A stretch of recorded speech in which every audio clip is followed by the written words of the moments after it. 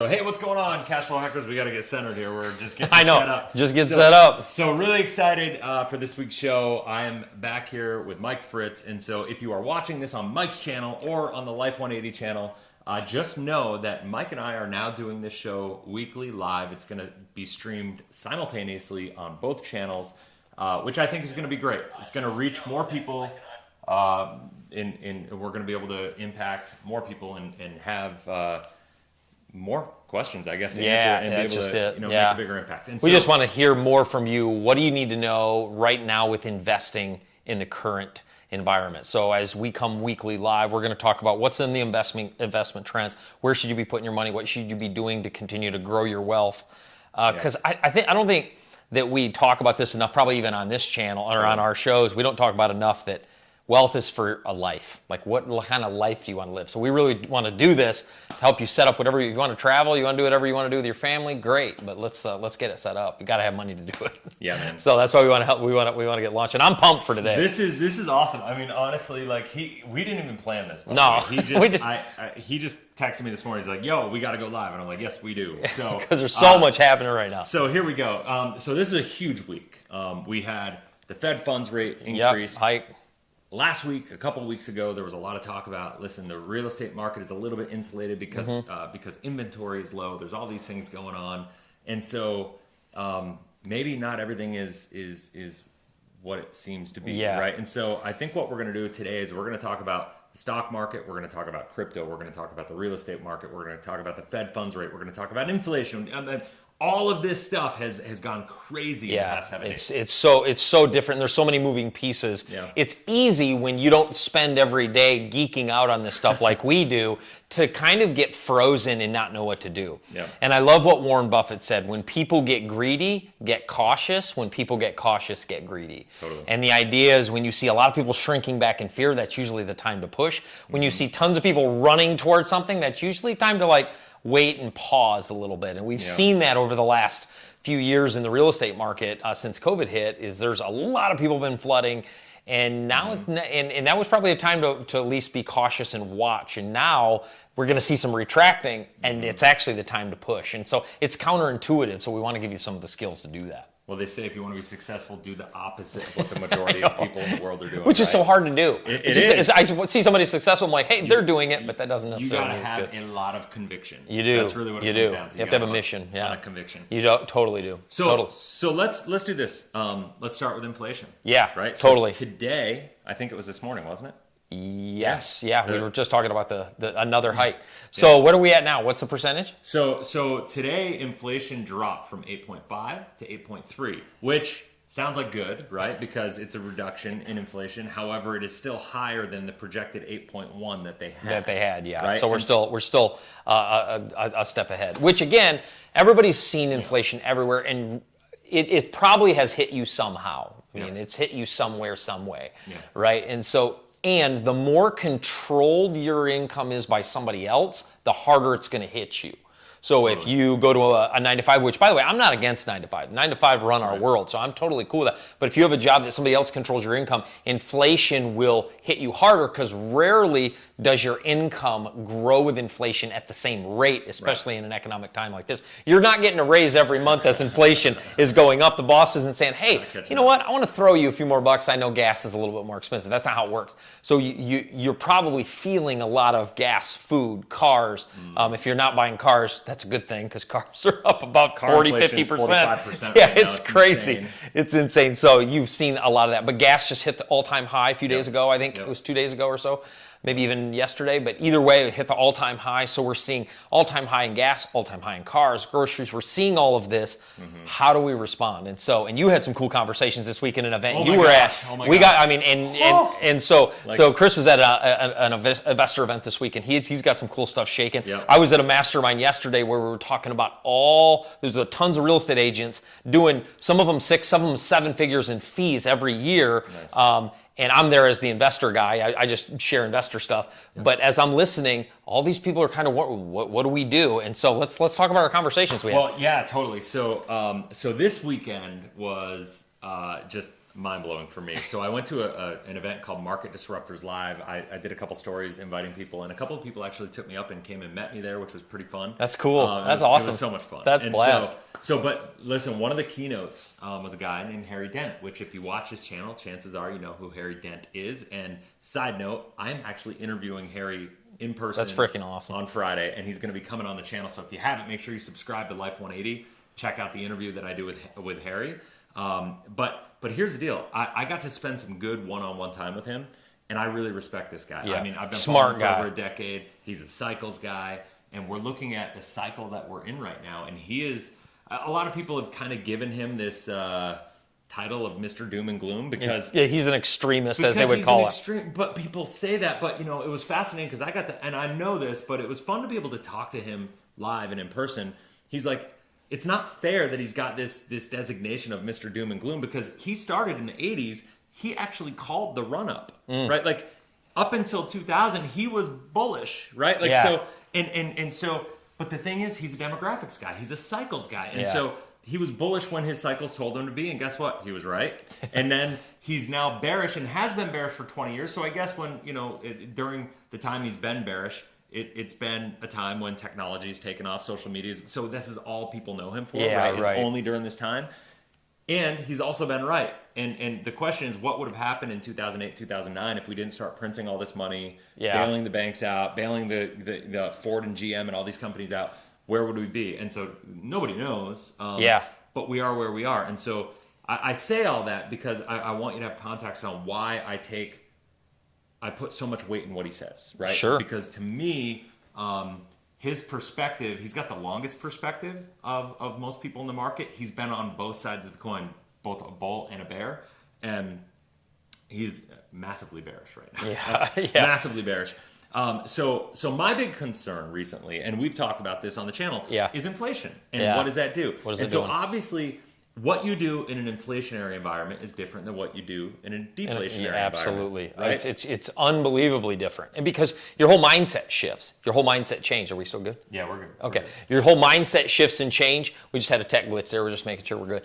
But the way that you respond in a 2010 versus a 2022, it's different because the entire economic landscape looks different. For example, we see inflation now, and Chris and I have said this on our channel. You go back to the 70s or the 80s, this is just a normal year of inflation, but we're not necessarily talking apples to apples, right? And so it's a little bit different. So we're in a different time when things are going up pretty quickly.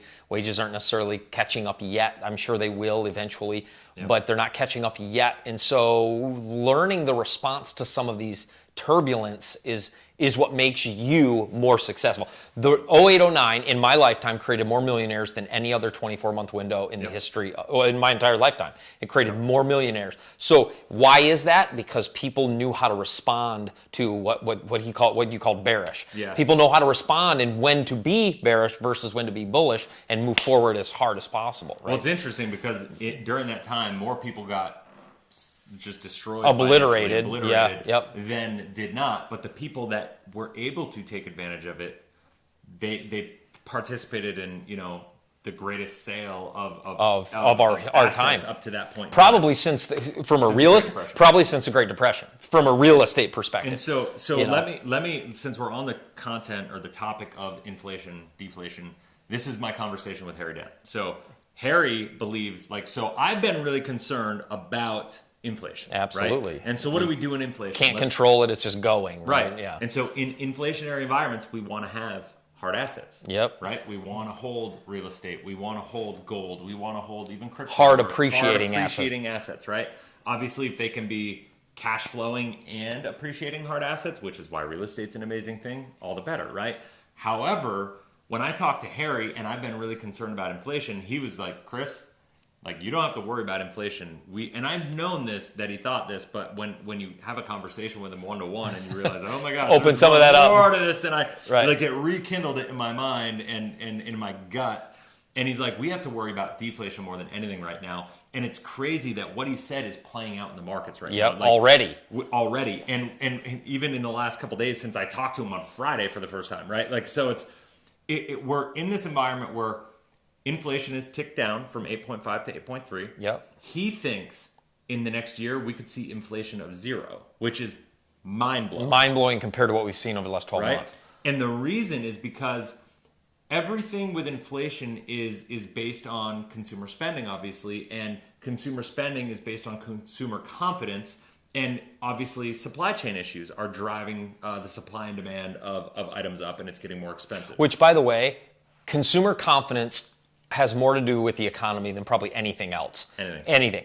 Yep. And so one of the reasons why Chris and I do this is so you're more confident in a time when people are not. Because there's actually things you can be fully confident in if you understand the way money moves. Yep. And so I think a lot of times, if I'm an average everyday Joe and I don't geek out on this stuff, I see inflation rising and gas prices double in 12, not even 12 months. I mean, just crazy. Yeah. And so I see that kind of stuff. I'm sitting here thinking, okay, I'm just going to wait because I don't know what's going to happen. And that's the natural reaction, right? And that's where that confidence gets lost. And it's the snowball effect, right? So like we feel it, right? And so it's easy when you see inflation go up, which we've seen it with the gas. We've seen it with our energy. Cars. We've seen it with cars. You've seen it if you've tried to go buy a car. You've seen the cost of cars go up.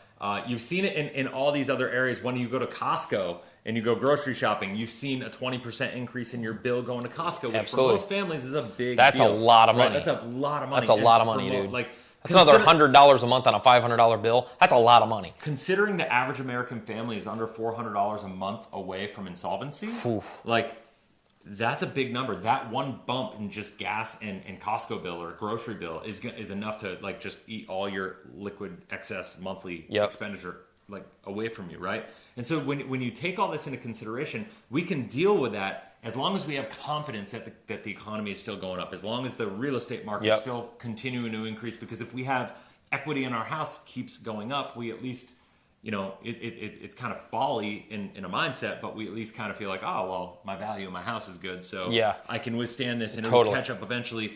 And you look at the fact that like the stock market keeps going up, so maybe your 401k accounts, you keep looking at that and you're like, okay, things are good, right? Like I've got this, I'm here. But the problem is now the stock market's going down, now cryptocurrency's going down, real estate is still good, right? Like, and the cool thing that I talked with Harry about is he thinks real estate's going to be the last thing.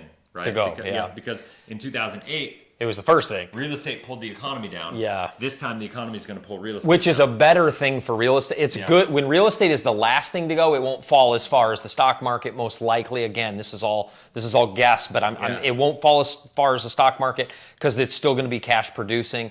But it is certainly going to take a hit. And here's the interesting thing about that Warren Buffett quote: when people get greedy, get cautious, is when homes are going up. Like we bought our home here in Arizona, and we're up almost 40% in like not even 2 years. I know. I think this October's it's 2 years. 50% for me. Yeah, it's like crazy. Nuts. Yeah, you're in Chandler. Gilbert is a little bit below, behind Chandler's growth trend. And so when, but that to me as being a real estate guy, that's what makes me cautious. Because when I see that. It's like I don't trust spikes that much. This is why in crypto, when I saw crypto go from 23 to 60 in like a couple months, I'm like, okay, that's awesome if you're in it at that exact moment. But if you don't learn to play the long game in any investment, you'll probably lose long term. So anyway, just understanding real estate, I think will be the last thing too. But I think that it's important to know that how to invest in real estate so that you can ride that wave. Totally. So let's talk about this. So let's talk about the potential. So last week, I think it was last week or the week before, we did a video talking about low supply. How that's supporting. Even like so the math I did, like I think I did this after you, but it was definitely inspired by our conversation. Was normal inventory is about 1.5 to 1.6 million nationwide, and we discussed that there are different pockets that are going to be impacted differently. But let's talk macro level, right? So, and we're at about 500,000 ish, like 500,000 to 600,000, and so intellectually, when you just look at the chart as a whole, you could take a 33% reduction in demand. Heck, you could even take a 50% reduction in demand, right? And you still don't have enough inventory, right? And so when you look at that just intellectually and mathematically, you're like, okay, the market can sustain it. It can sustain a hit. The question is how many of those pieces that are driving the demand are going to retract and go away. Interest rates going up that's going to slow demand down for sure. Yeah. And Robert Schuller, in his report, he's one of the biggest mortgage rate guys and talks a lot about that. He actually says interest rates rising doesn't necessarily slow down buying, but it does change the bracket, because if you can afford a $500,000 home now, it might be 420, 430, whatever. But it does nationally, as you look at it. Even now, buying is slowing down. I was sitting with a bunch of real estate agents yesterday, and they're reporting nationally, some in Florida, Illinois, Michigan, here in Arizona, California, all over the nation. They're saying for the first time in a year or two, they're seeing more deals fall apart at the finish line. Because now I don't qualify for a $500,000 home, I qualify for a 430, and this was 500. And so they're seeing a pre-qual letter, but 3 months later or whatever doesn't work. Especially it doesn't fit, builds. Especially for new builds. It's happening constantly. And new so, build, I mean, they got the financing locked in, or they didn't lock it for in, months ahead of time. They got the property built in 6 months ahead of time. Yep. And they locked in, or they didn't lock in financing. And when they locked in the affordability, the pre-qual letter or whatever, the pre-qual letter, it was based on 2.95%, right? Instead and now of it's 5.5, exactly. or whatever. And so that's pretty ugly. Yeah, so we're seeing more deals fall apart, which will those people then adjust what they buy? Maybe. That's a maybe. But I think inventory is going to be thrust to the market. So that's one thing is that a lot of private equity funds, Chris and I were just talking about this before we went live, private equity funds are buying up a lot of these homes. So a private equity fund, a lot of investors invest in these REITs or real estate investment trusts, and they'll buy 100 homes at a time, so their investors get a 6 to 9% return long term. And then, so again, that's sucking up some of the supply. So if that stops, it adds more supply, right? So this is a fascinating conversation. So I didn't tell you this yet. Oh. So I interviewed a guy yesterday, Barry Dyke, who wrote this book here, Guaranteed Income, and he wrote a book called Pirates of Manhattan. Okay. And he's the number one guy in the financial industry as far as researching where institutions and corporations and the Federal Reserve, where they keep their money. What they do with their own investments, how they manage their pension plans, how they do all that stuff. Right. And so what was fascinating from him, because he's done all that for, 20 years now, right? Sure. And so, he's the one that really stoked me on and made me love the life insurance space, right? Because he's like, listen, Chris, banks are the number one holders of whole life insurance, right? Corporations are the number two, right? Yeah.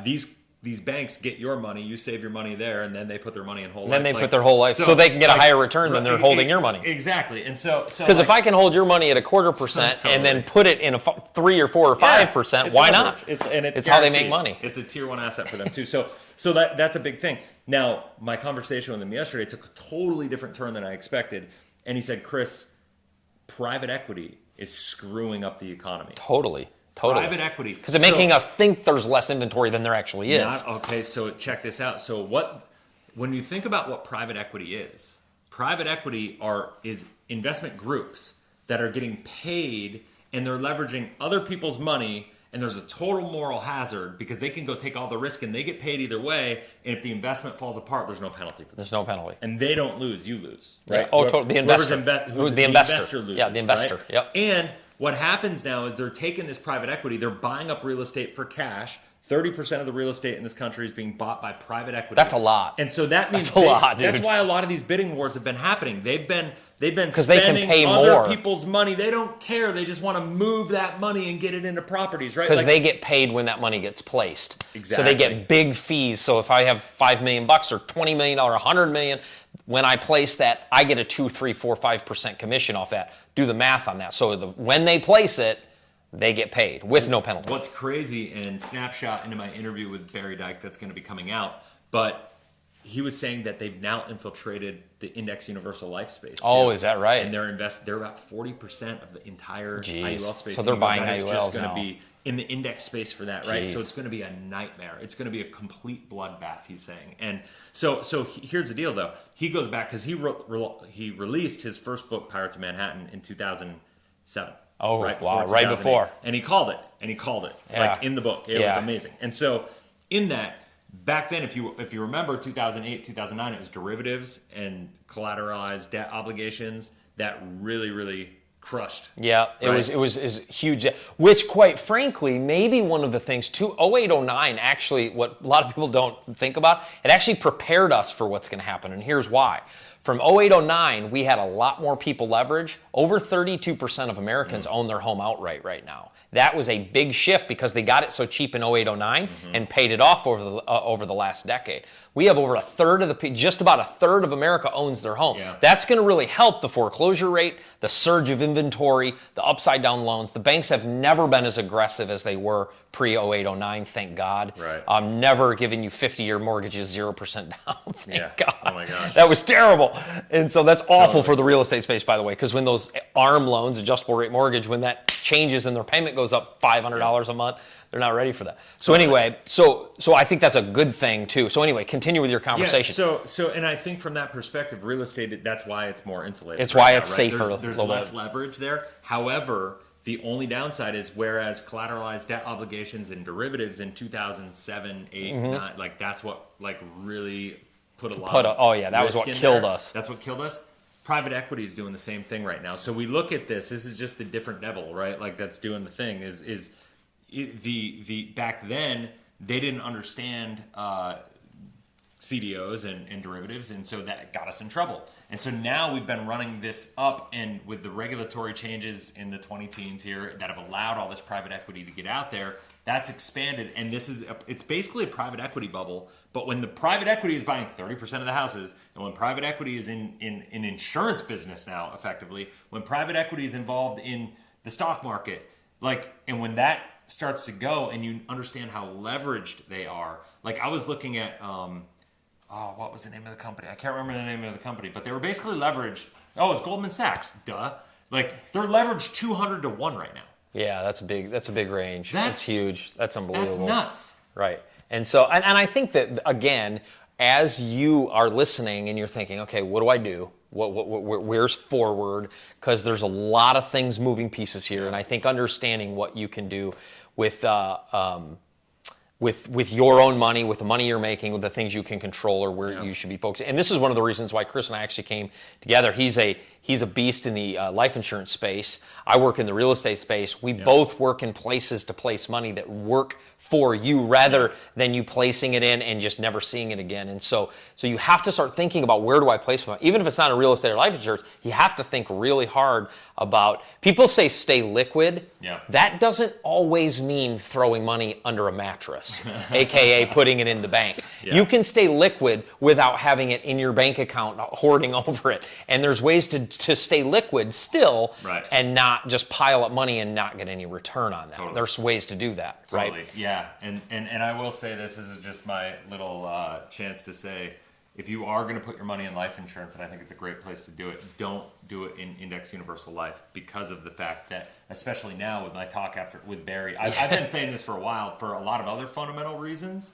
but now after my talk with Barry yesterday, with the private equity industry getting so intertwined and intermeshed with the IUL companies, he was saying up to 40% of business right now is being basically controlled by private equity. Yeah, right. Which is super bubbly, super dangerous, and when you look at the fees, so just make sure where you keep your money. Control is the most important thing. Got to have control. Liquidity, and you got to be ready for the opportunity that's going to come. Harry Dent, when I was talking to him, was saying, Chris, we are about to come in to the sale of not a lifetime, the sale of history for the United States. Like that's great news, by the way. It is great news. So if you think about it that way. So this is one of the things that we always talk about, Chris, too, is I think like we hear about liquidity, and this is something that I just want to make a plug for. So one of the things people always talk, you got to, in these times, got to stay liquid, stay liquid, stay liquid. Yeah. There's actually one other thing you can do, is know how to gain liquidity through other people's money.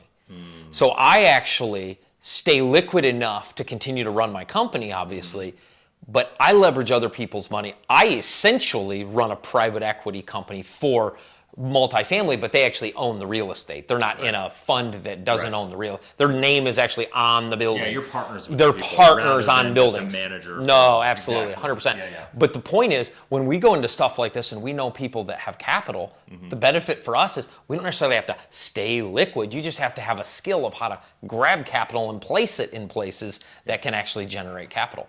And so you have to understand there's skills along with knowledge that you need when you come into times like this that can and leverage it. In fact, the people that came through 0809, the two people that are real close friends of mine that skyrocketed their net worth, they were broke. But they leveraged other people's money and bought a ton of places.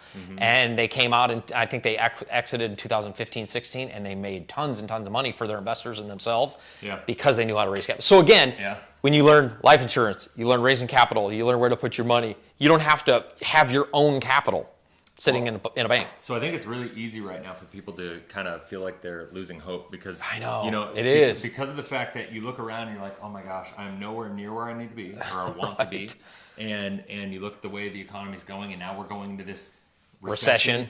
I mean, that's all the talk right now. And I would argue we're coming into a depression, not a recession. And I think that we're not coming into it. I think it's here. Well, I think the recession is here. Yeah, the recession is coming. Yeah, the recession is here. Yeah. Potentially. Yeah. And so that said, it's so funny, and some of my friends call me a bit of a sicko because like I look at this and I get excited. Yeah, I do too. I do too. I do too. Because listen, I'm not where I want to be. You're not where you want to be, and like you're probably not if you're watching this channel. And everybody's at a different place, but I don't know what your goals are. Right. Everybody's goals are different. And so, but regardless of where you are, this is an opportunity to catapult yourself forward. Like totally. to just put yourself on a rocket ship and straight forward. Straight up. And so what the rest of your life looks like, and I believe this so deeply, what the rest of everybody's life looks like financially is going to be dictated by what you do over the next 4 to 24 months. Yeah, I think it's going to be huge. I think the biggest opportunity in real estate is coming. Actually, the biggest opportunity in businesses are coming because we're going to see we're seeing a lot of baby boomers retire with no succession plan. Who takes over those businesses? There are so many opportunities right now. If you watch the news, you'll want to quit. That's why we have this channel. Totally. Because we want you to be inspired because this is the time that creates wealthy people, right? I mean, and you think about after the Great Depression, we had one of the greatest growths that we've seen, right? And so that's the cycles. You were talking about cycles that Harry Dent talks about. And those cycles, we're always in one somewhere. And right now we're just on the cusp of that downturn cycle. But again, that's where millionaires are made. Millionaires aren't made at the top. They're made on the bottom up, right? So millionaires were made from 2010 to 2015. People that acted there. From 15 to 20, not as much. I mean, some still made some great moves, but not as much. And but from 10 to 15, that's where it was made. And the question is, what's the bubble, right? So I don't think anybody would argue we're in a bubble. Yeah, of some way, shape, some sort. Some sort. How big is the bubble can be debated, right? And then what everything, it's almost like we have mini bubbles, like we have the stock market bubble, we have the real estate bubble, So, you know, it's all kind of segmented. And I look at it from a common sense perspective, and I love Harry Dent's work for this. And if you haven't looked at this, you got to go look at it. Yeah.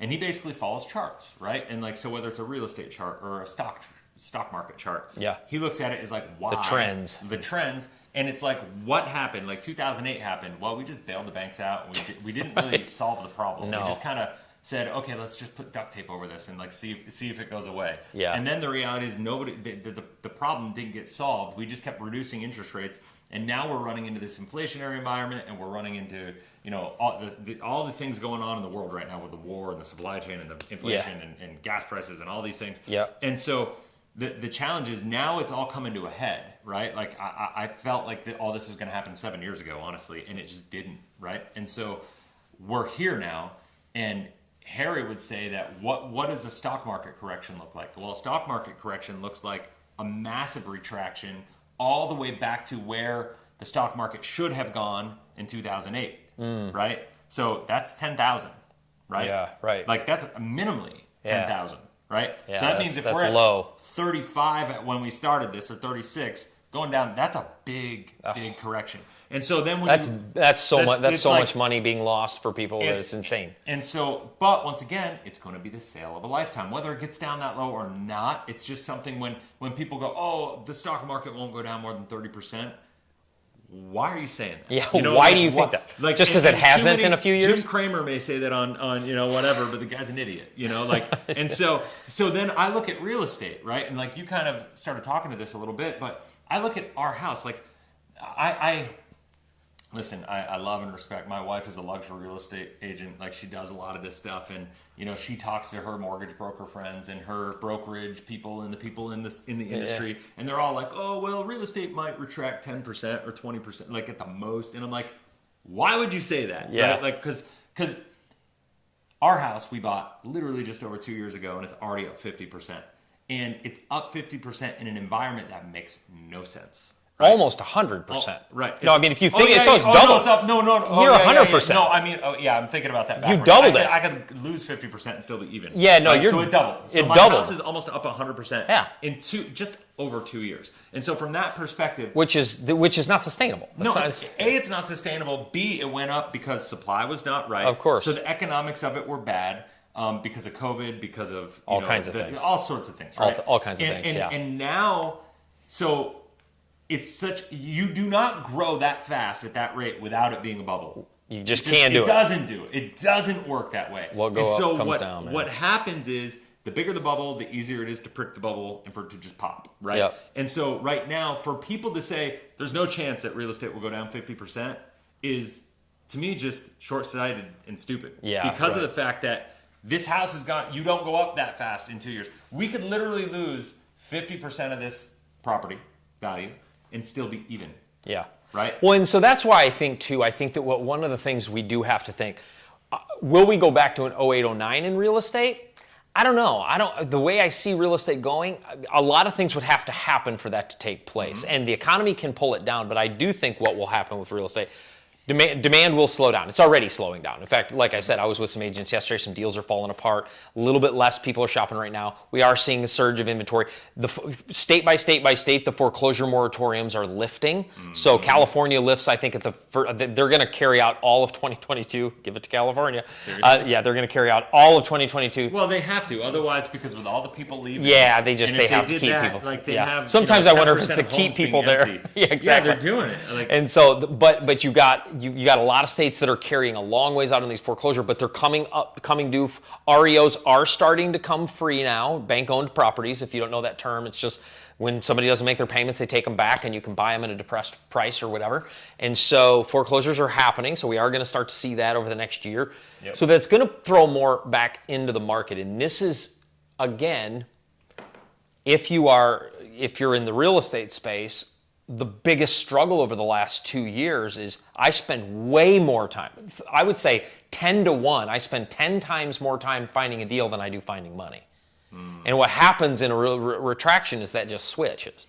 It's 10 times, you can find a deal like that, and the money's a little harder to find because people, that buyer confidence we were talking about, people aren't really wanting to let go of it unless they understand economics. If they understand economics, they're like, take everything I have and put it in real estate because it's going to come back and I'm going to make all kinds of money. If they understand economics, they'll throw everything they got into it. The beautiful part about real estate, if you saw 08 and 09, and if you have liquidity and if you're in the right spot and you leverage it right, every other asset, when you buy, if I buy stocks right now, if I buy a company and the market goes, the company, if I actually am running and operating the company, might be a little different. But if I'm buying stocks or mutual funds or anything of that nature, and the market goes down 50%, let's just say, let's keep real estate and stocks even. Yeah. Let's just assume 50% for each. If I buy that, well then, those are just, that's just my money, and it's 50% just eviscerated. Yeah, it just evaporates, right? Boom. And so if I buy real estate and I leverage it properly, the bank is taking on some of that risk with me. Yeah. Right? And so what happens is most of that risk. So for in a bank, our banks pay anywhere from 75 to 85% of the price of the property. So they take on way more risk than we do. And so if you handle this properly, even if you're taking on the risk, it's a way to protect yourself from inflation. Because if it inflates, real estate's going to keep going up, and your rent's going to keep going up. And your mortgage doesn't. Improve, right? Your mortgage stays pat, and so you're basically getting a discount on your mortgage every year. Yep. And if Harry Dent's right, and we go into deflation really fast, and the market tanks, and we lose 50%, worst case scenario is, guess what? You're not the only one.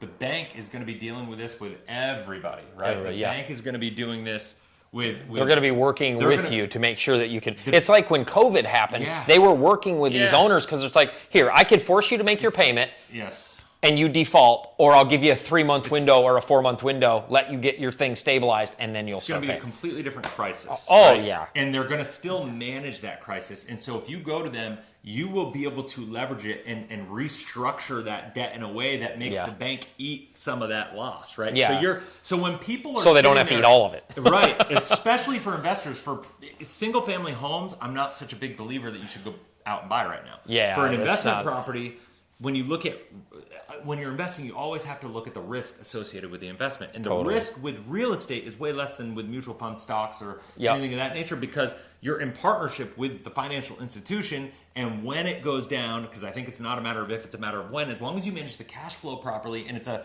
positively cash flowing, investment, even if you have to restructure that, the bank will eat some of that. So your risk isn't the full 50% decline, let's say. So that you have to take into consideration when you're looking at where to store your money and how to invest in. When you're thinking like, should I buy real estate right now? Should I wait? I don't think there's a right answer. I think you just need to look at each property on a case-by-case basis, and you got to look at the P&L of the property, so to speak. You got to look at the cash flow of it and say, does it make sense? So there's, when you think about ways to really get wealthy, you first have to fix the cash flow problem, then you build the wealth, right? Yeah. So cash flow is your monthly income. You got to get that fixed so you're not worried about bills and mortgage payments, all that. You got to get your money. Then you start thinking about equity. So in real estate, right now, when you're investing in real estate, you focus on that cash flow. Make sure it cash flows, the property cash flows as it is, because what happens in a recession is people stop buying homes and they become renters. And so it creates more demand for a rental type scenario. But I will say, just side note on real estate, this is totally not even really what we're talking about. I would be careful on business service investments in commercial real estate. Retail space, office space, industrial. Now, industrial's powerful right now, but anytime a recession happens, those three assets take the biggest hit. But that means this is going to be the biggest opportunity. But it's the biggest opportunity if you can buy those at really depressed pricing. And even what we're doing, by the way, side note, buying office buildings and changing them into apartments. Because you can get these at depressed pricing, and oftentimes these offices have wings with their own utilities and everything. You can change it into an apartment. So anyway, but the four investments of multifamily, storage units, mobile home parks, student housing. The student housing I'd be careful with. Pick the university well, because enrollment is down everywhere in every university throughout the country. You want to be seriously. We need the University of Life to take a spike. But those three of mobile home parks, multifamily, and storage units, powerful. So anyway, from a cash flow perspective, because when it does hit, I think that we're 5.5 million units short for multifamily. And here's the cool thing. In a recession, that demand goes up, not down. Yeah. So when houses are easy to buy, the worst time to own multifamily is when interest rates are low. So everybody go buy a house. Yeah. The best time is when interest rates spike up. Yep. Because then they can't. They're like, hey, let's rent for a while. Yep. That's why you want to be in a game like that. No. And that's why, as you and I have talked about infinite banking, that's why you want to park your money before you invest, or when you invest, or what to invest from. That's why you park your money that's making it while it's in, I call it the dugout. Yep. While it's in the dugout, you're making runs while it's in the dugout versus just in the game. Totally. Right? And so that's why I like that type of concept. Absolutely. Right? Yeah, I mean, 100%. And that's the thing, is like I think right now we're in a place where when you think about what the next phase or step is, yeah. Let's just say move for yourself and your money and your finances and your future, what that looks like for you. Everybody's in a different place, right? Maybe you're sitting on a bunch of money, and you're thinking, what do I do with this, right? Depending on what the rest of your life looks like. And this is where I can't stand some people that come on YouTube and just give advice like, this is what everybody needs to do. Like, no, there's no... like everybody's different. That's malpractice in my opinion, right? Like, everybody's different.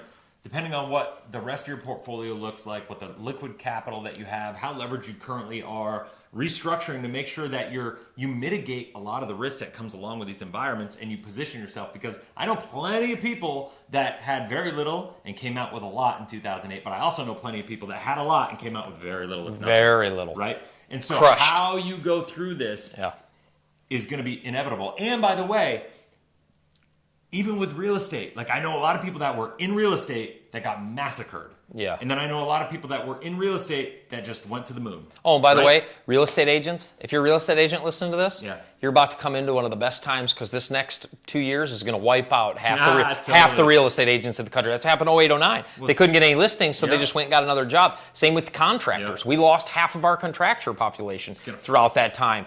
And so right now, if you're a real estate agent, you got to learn how to market, do your thing, man. Because I'm telling you, it's gonna be a great opportunity. It's gonna be survival. It's gonna be huge, fittest, man. It's gonna be huge, and that's gonna be the mortgage industry. It's gonna be everything. Title. That's what happens in a recession. Yeah, that's what happens in a recession. Flush out the dead weight. And that's and the people, forces us to get better. Yeah, forces us to get better. You know what I mean? And so what do we do, Chris? I mean, so we've got Fed's hiked the rate again, inflation going crazy, recession's definitely coming. I think it's partly here.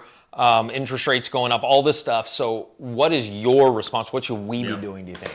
So there's, I guess, two things. I'm looking to, first and foremost, looking to make sure I have liquid, accessible capital. So you have capital liquid, okay. Saved in accounts. That's why I love properly designed whole life insurance policies, like permanent banking type policies, because I want to be in partnership. Because if we think about this transition, so let me expound on that a little bit. If we think about this transition, we don't know if it's going to be inflationary first or if it's going to be deflationary. And if it goes inflationary, we don't know how long that's going to be. Right? It could be a year, it could be 2, it could be 3, 4, 5. The one thing I've learned is don't underestimate the ability for the Fed and the government to print money. And print money. Now, I had one person at this event that said they think the Fed balance sheet is going to get to $100 trillion before it pops. Oof. I hope that's not true. We sit here and we go, that's stupid. There's no way that could happen. But guess what? Back in 1982, when this was first starting to happen in the Reagan era, we were at $400 billion of a Fed balance sheet. And everybody's like, it might get to $2 trillion eventually. Everybody's like, no way, that'll never happen. Now we're at $30 trillion, right? And so, like, one thing I've learned is there's never been a government in the history of the world with the ability to print money that has proactively chosen to not print money and just take it on the chin, right? Yeah, so, nobody's like, doing I that. think the Fed is going to keep printing, and that's why a lot of people think inflation is coming, because that's happening. Harry Dent would argue the velocity of money, i.e. the amount of money that's going to be spent, which is based on consumer confidence, is what is going to crash the economy. And because the velocity of money is already going down, if you look at the charts, that means we're already heading into a really bad place. And there's usually a 60-day tail or lag on those numbers, right? So those charts lag each other. So you understand what he's saying is people are going to be they're spending less money, and that's going to create less confidence. Businesses are going to struggle. That's a spiral for people, and then they're going to keep spending less. So and this less is and less. why I love life insurance companies, because they've been managing risk better than any other financial institutions for 170 years. And so they're going to protect you if we do, let's say the Fed balance sheet, they are going to 100 trillion. Yeah, whatever it is. Right, let's say they do that. I want to have my money there because the life insurance companies are going to manage risk proactively, and they manage billions of dollars already. Yeah, they manage money and already. And they've been doing it forever. And if we run into a crisis, this is where banks keep their money, it's where corporations keep their money, it's where the politicians keep their money, it's where Ben Bernanke, Yellen, the chairman, that they all have a lot of money there. So the elite people are doing it. So I was taught a long time ago, like, find the people who are successful and do what they do. Just mimic what they do. Mimic what they do. And so if, in fact, we come into this, like, maybe loss of the reserve currency, if we come into, like, really, like, D-Day kind of scenarios for the United States, I don't think it's going to happen, but you got to play for all things, right? What happens, right? Play it out. If that's even the direction we go, I trust these major institutions where all these other people are keeping their money. They're the bedrock of the whole financial world, right? Because these elite people are keeping their money there. So that's why I think, okay, that's where I want to keep my money if they're doing it, because that's going to be protected. Whereas like in 09, 08, when all these banks failed, I want to keep it elsewhere, right? So I think it'll protect you against inflation because the company's going to manage that. And if it goes into deflationary, environments, your money's protected. You have liquidity, use, and control of it. It's guaranteed. And that's why. So first thing I do is I try to figure out how much money can I get into those and be liquid and be accessible. And that is my opportunity fund, right? Yeah, now totally. I'm preparing. The second thing I'm doing is I'm still looking at opportunities. I'm not shutting down. No, right? you I think can't. that is the biggest thing.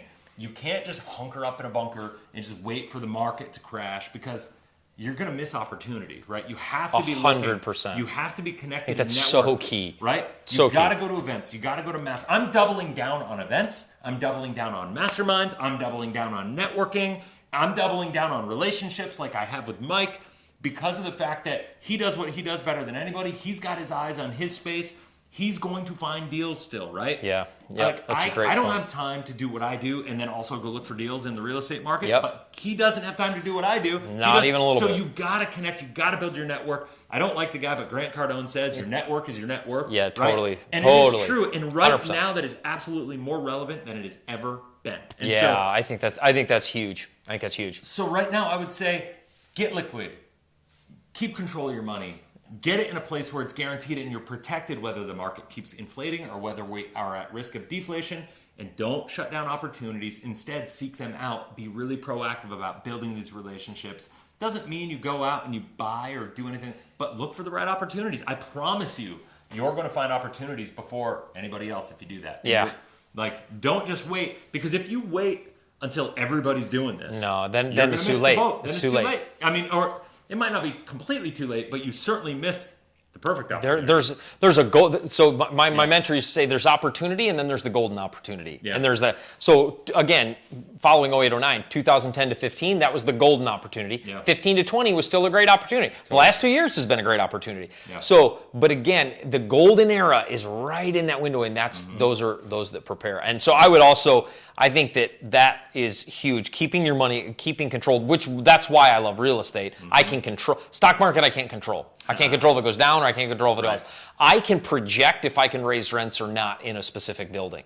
I can project when my tenants' leases end, how many will move out, how many won't, just based on history of the property.